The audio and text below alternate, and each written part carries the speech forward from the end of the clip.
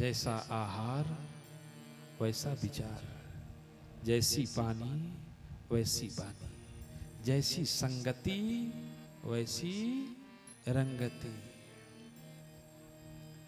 इसलिए मेरे प्यारे मेरा इतना ही कहना है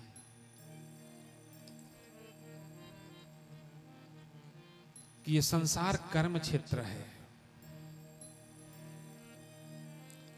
और यहां सब जीव कर्म करने आए हैं। अब वो अपने कर्म से परमात्मा को कितना रिझा पाते हैं ये आपको तय करना है। भगवान नहीं तय करेगा। कर्म का अधिकार परमात्मा ने आपको दे रखा है। आप कुछ भी करने को स्वतंत्र हो। सेवा करो, सत्कर्म करो, अपराध करो, पर इतना ध्यान रखो, मां फलेषु कदाचन, फल का अधिकार मैंने अपने पास रखा है।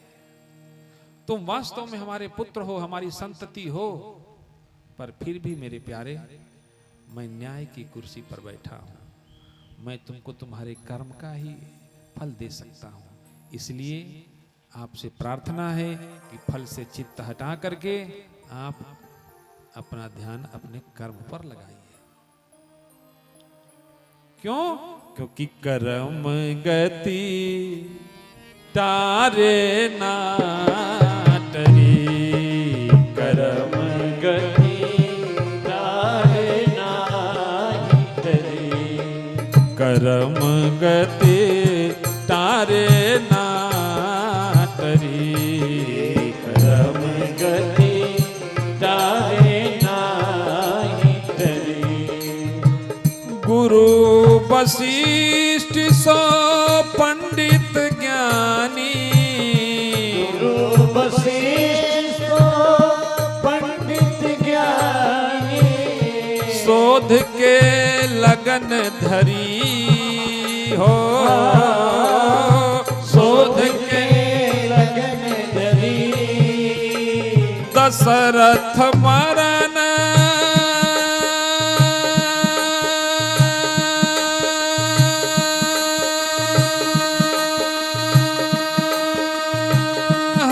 सीता को, दशरथ हरण सीता को, वन में विपत परी, कर्म गति तारे ना टरी, कर्म गति तारे ना टरी, कर्म गति तारे ना टरी, कर्म गति तारे ना टरी। कर्मन की गति न्यारी, इसलिए कर्म जैसा करोगे ना उसका फल जरूर मिलेगा। और आपके अधिकार में कर्म है और हमारा दायित्व बनता है कि अगर हमारे अधिकार में कर्म है तो हमारा फोकस, हमारा लक्ष्य, हमारा ध्यान अपने कर्म पथ पर होना चाहिए। मेरे प्यारे, जीवन में कुछ भी असंभव नहीं है। There is no impossible on the world. Decided to you what is your dream. सपना आपका है, आपने निर्णय लेना है क्या हासिल करना है। पर हर चीज को पाने के लिए उसकी कीमत देनी पड़ती है। बिना कीमत चुकाए कभी कोई चीज किसी को प्राप्त नहीं होती, और खैरात में मिल भी गई ना तो टिकती नहीं है। इसलिए मैं बार बार कहता हूं कि हराम का खाना और आंत फड़वाना। गुरु नानक देव का नाम कितने लोगों ने सुना है? हाथ उठाइए। हाँ, एक बार पंजाब में अकाल, पूरे भारत में ही अकाल पड़ा था। नानक जी की ख्याति उन दिनों पूरे भारत में फैली हुई थी। तो सूखा अकाल पड़ा, पूरे भारत में लोग भूख से मर रहे थे, जीव जंतु पशु पंछी। पर नानक जी से जुड़े जो भगत थे वो बैलगाड़ियों पर अनाज लाद करके और लेकर के आश्रम में पहुंचाए। नानक जी क्या करते थे ना कि जब अकाल पड़ा तो आश्रम में उन्होंने कह दिया कि एक टाइम प्रसाद बनेगा, एक टाइम हम लोग उपवास करेंगे। पर अनाज की कमी आश्रम में तो थी नहीं, क्योंकि नानक जी के भगत जो थे वो तो बैलगाड़ियों में लाद के कहीं ना कहीं से प्रबंध करते ही थे कि उनको कोई असुविधा ना हो। अब गुरु नानक देव क्या करते थे कि रात में बैलगाड़ी पर उन अनाज के बोरियों को रखवा करके और ब्यास नदी में फेंकवा दिया करते थे। अब सोचो, जहां लोग भूखों मर रहे हैं, अकाल पड़ा है, दाने दाने को मोहताज हैं, आश्रम में अनाज की गाड़ियों से लदी, बैलगाड़ियों से लदी बोरियां आ रही हैं। महात्मा कह रहे हैं, गुरु नानक देव, कि एक टाइम प्रसाद तैयार होगा, क्योंकि अन्न का अभाव है, और जो गाड़ियां लाद के आ रही हैं उनको रात में ब्यास नदी में डलवा देते। आश्रम में रहने वाले कुछ शिष्यों ने विद्रोह खड़ा कर दिया, कहा गुरु जी आप खुद को तो कष्ट दे ही रहे हैं, हम लोग आश्रम में सेवा करने वाले, हम लोगों को भी साध रहे हैं, जैसे ये लोग हमको कह रहे हैं, ये लोग हमको कह रहे हैं कि महाराज जी आप जैसे रहना है रहिए, हम लोगों को तो टाइम पर भोजन। पर मैं एक बात कहूं बड़ी विनम्रता के साथ, किसी भी व्यक्ति को जीवन में अगर सफल होना है तो 5 चीजों का त्याग करना पड़ता है। सबसे पहला त्याग करना पड़ता है आहार का, दूसरा निद्रा का, तीसरा भय का, चौथा मैथुन का, और 5वां संशय का। सफल व्यक्ति के जीवन में ये 5 चीजें नहीं होती हैं। इन 5 पर सफल व्यक्ति का कमांड होता है। एक बार फिर सुनिए आप, जीवन में अगर सफल होना है तो इन 5 को नियंत्रित करना होगा। किसको? आहार को, निद्रा को, भय को, मैथुन को और संशय को। और इन 5 को जो साध लिया वो सिद्ध हो जाएगा। फिर उसको किसी के सामने हाथ नहीं फैलाना पड़ेगा।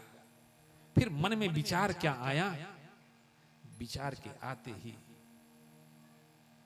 आपकी कामनाएं आपके सामने पूरी होने लगेंगी। तार तो वही होता है ना, बस बिजली के उतरने भर की देर है।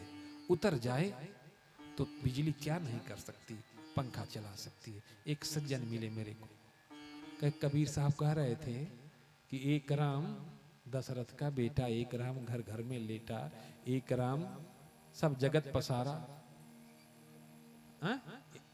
एक राम सबसे है न्यारा। तो हमने कहा महापुरुष आपके ज्ञान को प्रणाम है, शायद आप जैसे विद्वान लोग कबीर साहब को नहीं समझ पाएंगे। महापुरुषों के विचारों को लोग अपने तरह से जब रखने लगते हैं तो महापुरुषों को भी छोटा करते हैं, क्योंकि संत और सदग्रंथ एक के नहीं होते। संत ग्रंथ सदग्रंथ, संत सदग्रंथ और भगवंत ये सबके होते हैं, और इनका चिंतन विचार सबके लिए होता, इनका कोई पराया होता ही नहीं है। कबीरा खड़ा बाजार में मांगे सबकी खैर, ना काहू से दोस्ती ना काहू से बैर। तो मेरे प्यारे, मैं कह रहा था कि अनाज की बोरियां ब्यास नदी में फेंकवा दिए रहे थे, तो शिष्यों ने विरोध कर दिया, गुरु जी जब अनाज आश्रम में है तो भोजन तो दोनों वक्त चलेगा ही चलेगा, आप क्यों फेंकवा रहे हैं? गुरु नानक देव जी की आंखें सजल हो गई हो। उन्होंने कहा कि बेटा मैं तुमसे ये पूछना चाहता हूं कि दुनिया में ऐसा कौन पिता होगा जो अपने हाथों से अपने पुत्र को जहर देगा? क्योंकि दुनिया में सबसे बड़ा शोक होता है पुत्र शोक। पिता के सामने जब पुत्र की मृत्यु होती है तो इससे बड़ा आघात पिता के लिए जीवन में कुछ भी नहीं हो सकता।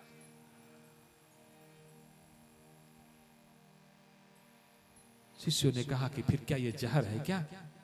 गेहूं की बोरियां जहर हैं, चावल की बोरियां जहर है, दाल की, तुअर की, मसूर की, उड़द की, मूंग की, क्या ये जहर है बाबा? आपको जरूरी है कि आप नहीं खाओगे तो हमको भी नहीं खाने दोगे। गुरु नानक देव जी ने कहा कि गिरही का कपड़ा बुरा, दो दो अंगुल दांत, और भजन करे तब उबरे, ना तो काढ़े आंत। ये दान और खैरात की चीजें तुम्हारी आंतड़ी को फाड़ के खा जाएगी। भाजन होगा तो पचेगा, दान लेने के अधिकारी भी सब न है। दान लेने के अधिकारी सब, दानों को अन्न नहीं बांटा और आश्रम में गेहूं की बोरियां भर के लाए। बड़ा इस पाप को कौन खाएगा? कौन पिता ऐसा होगा जो अपने पुत्र को जान के जहर खिलाएगा?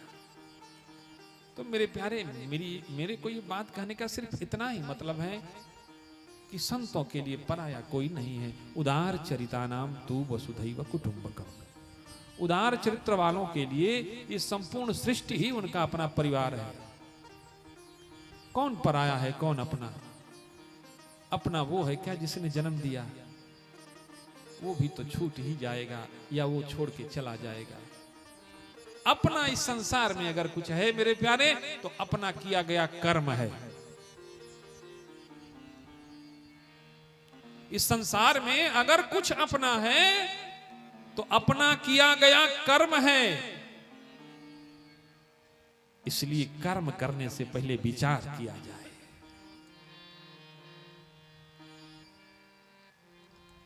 यदा यदा हि धर्मस्य ग्लानिर्भवति भारत, अभ्युत्थानम् अधर्मस्य तदात्मानं सृजाम्यहम्। पवित्राणाय साधूनां विनाशाय च दुष्कृतम्, धर्म संस्थापनार्थाय संभवामि युगे युगे। धर्म की स्थापना करने के लिए। और धर्म क्या है? धर्म क्या है? सबका धर्म अलग अलग है। इसलिए जबरदस्ती किसी पर धर्म की परिभाषा न थोपी जाए, क्योंकि धर्म के मर्म को नहीं समझने वाला व्यक्ति कभी धर्म कर ही नहीं सकता। धर्म को समझे बिना कोई कर्म करेगा तो कुकर्म होगा, अधर्म होगा। यथेष्ट कर्म का बोध होने के बाद किया गया कर्म ही धर्म हो जाता है। अर्थात जो उचित है और अनुचित है, उचित अनुचित का विचार करने के बाद करणीय कर्म ही धर्म में परिवर्तित हो जाता है। किसान का खेती करना ही उसकी उपासना है।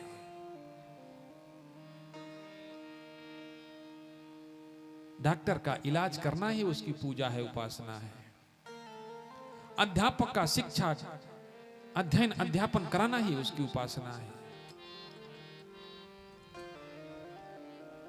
और समाज को सन्मार्ग दिखाने के लिए सत्य का आश्रय लेकर के सत्य का उद्बोधन करना और सत्य का संरक्षण परिमार्जन करना, ये संतों का धर्म है। धारयति इति सह धर्मः। जो धारण किया जा सके वह धर्म है। पर धारण क्या किया जा सके?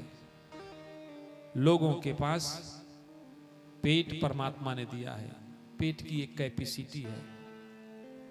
अच्छा बताओ भाई,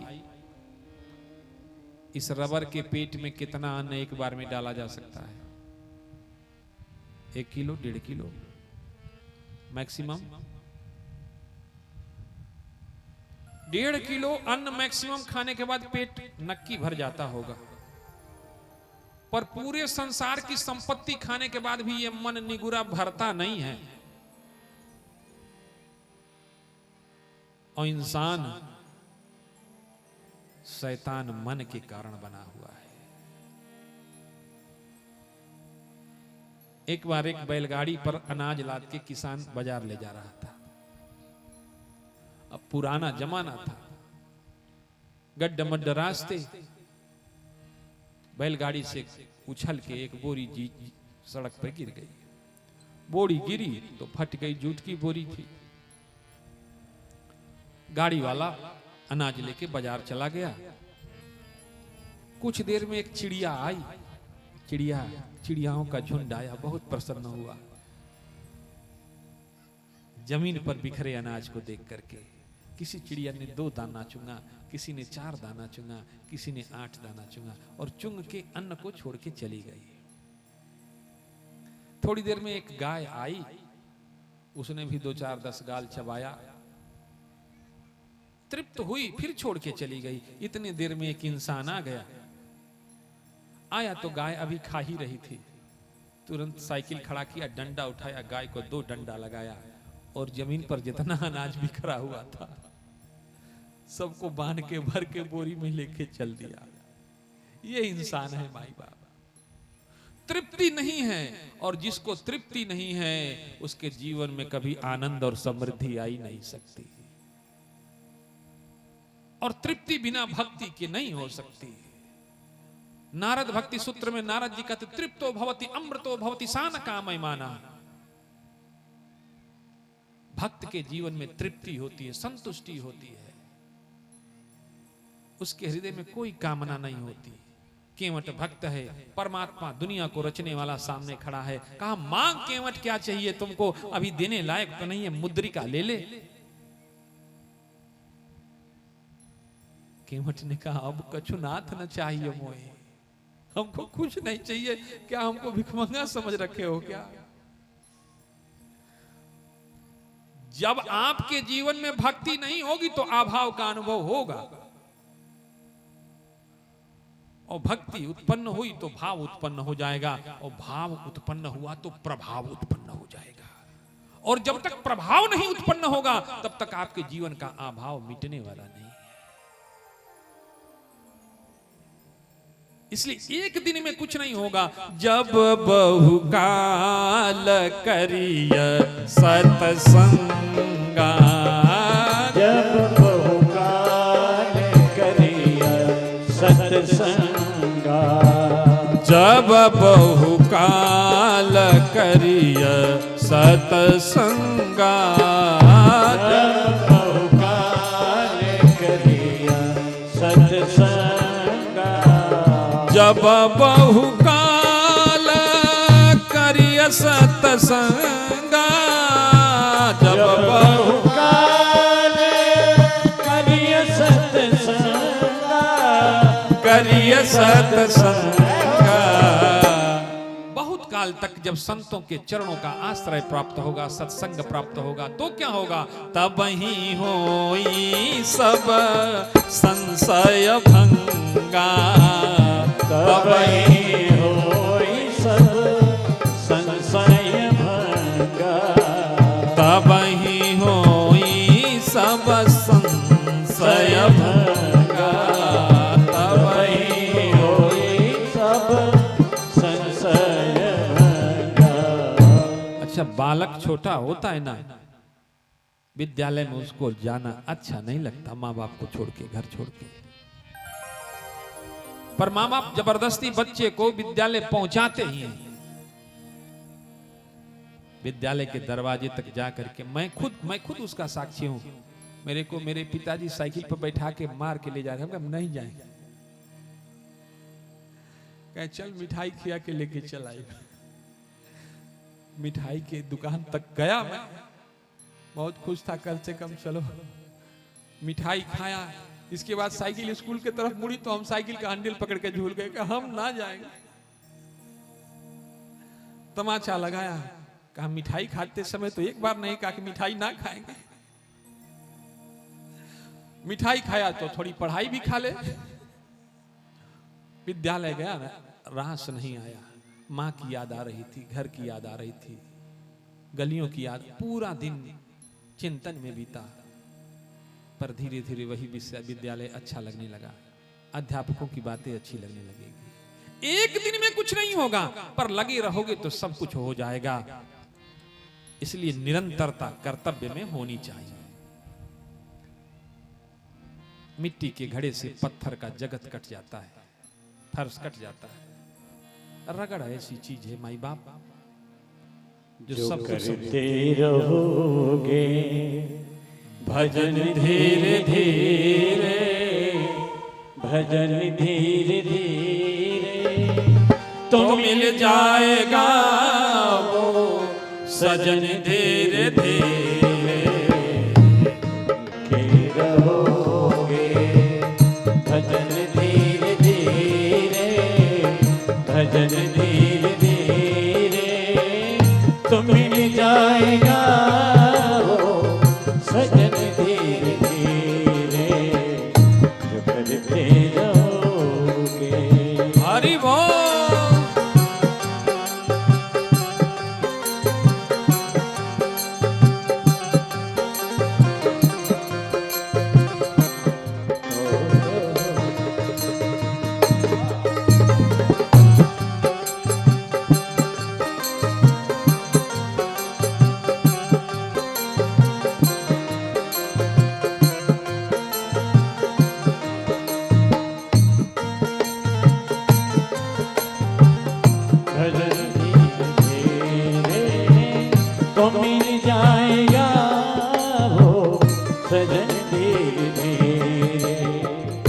अगर प्रभु से मिलने की दिल में तमन्ना, अगर प्रभु से मिलने की है दिल में तमन्ना, अगर प्रभु से मिलने की दिल में तमन्ना है, दिल में तमन्ना। अगर प्रभु से मिलने की है दिल में तमन्ना, है दिल में तमन्ना, करो शुद्ध अंतर करण धीरे धीरे, करो शुद्ध अंतर करण धीरे धीरे, जो करते रहोगे भजन धीरे धीरे, भजन धीरे धीरे तो मिल जाएगा वो सजन धीरे धीरे, तो मिल जाएगा रमन धीरे धीरे, तो मिल जाएगा रमन धीरे धीरे। हरि बोल। कोई काम दुनिया में मुश्किल नहीं है, कोई काम दुनिया में मुश्किल नहीं है, मुश्किल नहीं है, कोई काम दुनिया में मुश्किल नहीं है, कोई काम दुनिया में मुश्किल नहीं है, जो करते रहोगे जतन धीरे धीरे, जो करते रहोगे जतन धीरे धीरे तो मिल जाएगा वो सजन धीरे धीरे, तो मिल जाएगा वो सजन धीरे धीरे। करो शुद्ध अंतर करण धीरे धीरे, ते रहोगे भजन धीरे धीरे, भजन धीरे धीरे तो मिल जाएगा वो सजन धीरे धीरे, तो मिल जाएगा वो सजन धीरे धीरे, तो मिल जाएगा वो सजन धीरे धीरे। करत करत अभ्यास ते जड़मति होत सुजान, और रसरी आवत जात ते सिल पर परत निशान। परत निशान। Darkness is essence of the light. Then time not available light. So darkness is available. But then time available light, so darkness is not gone. Darkness is